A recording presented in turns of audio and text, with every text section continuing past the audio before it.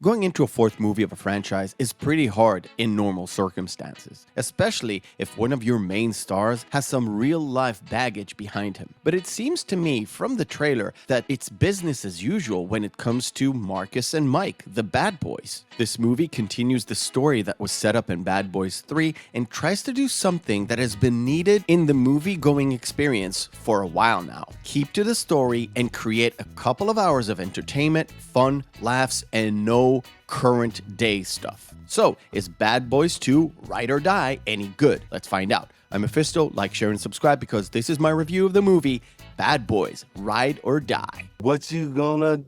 That ain't no Reba song. It's from her mixtape. I was actually a bit weary going into this movie. I thought Bad Boys 3 was a slight improvement on Bad Boys 2 and really true to form, but I didn't think it needed the fourth installment to the story. Turns out, I was completely wrong. The general premise of the story is that Mike Lowry, the ultimate bachelor, finally gets married. But at the wedding, Marcus has a heart attack and he has a profound out-of-body experience. After Marcus was released from the hospital, all hell breaks loose as their old captain is accused of taking bribes from the cartel, and the duo do not know what to do because they believe their old captain is innocent. However, a random message was sent to them from their former captain telling them that there are some serious high-ups involved with this thing and they should trust no one. Mike and Marcus set out to clear the captain's name and in the process get their name tarnished because they wanted to expose the corruption that framed their deceased friend. Before going to the movie, I actually rewatched Bad Boys 3 just to refresh the story in my mind, and having rewatched it, I actually love it better than Bad Boys 2. So I came into Bad Boys 4 not expecting too much, but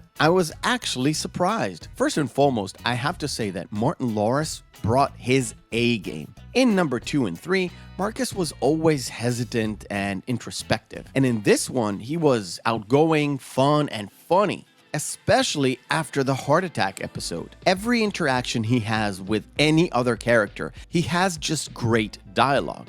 And his overall demeanor actually reminded me how great he was on stage doing stand-up. You don't get the laughs per minute kind of a Martin Lawrence, but his overall demeanor is much lighter and more fun. And this character development was actually highlighted by the dumbing down or the slowing down of Will Smith's character. Mike Lowry was always that single guy, the ultimate bachelor, that was the opposite of Marcus's family life. This time around, they used Mike's marriage to trigger a PTSD and turn him into the more neurotic guy of the two. And this seemingly flipping of the roles between the two made the entire movie have a different dynamic of what we're used to. And it freshened up the storyline. Don't get me wrong, this isn't really high theater or some heavy drama stuff. You still get Mike and Marcus, and you still get that funny dynamic between Lawrence and Smith. But it is slightly changed, like a Dutch angle. And speaking of camera angles,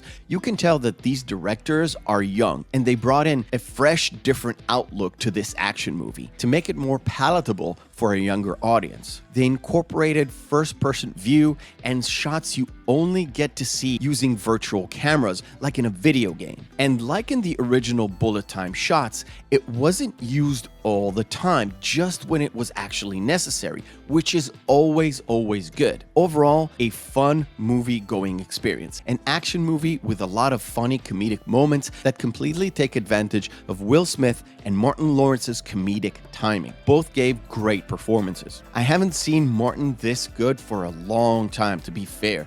And same goes for Will Smith. He seemed like he's freed himself from all the crap of last year. Bad Boys 3 was funner than Bad Boys 2, but Bad Boys Ride or Die took it one step forward for me. I never thought I would say that, but I really enjoyed myself. Plus, the movie wasn't overly long. I believe it was 100 minutes without the credits, and you're out of there. Not too many exposition dumps, not a lot of fuss and muss, no dialogue was overly long, just a great theater experience. I loved it, and I would gladly recommend you go out and watch it. I thank you for watching, and remember, hope is a good thing, maybe even the best of things, and no good thing ever dies.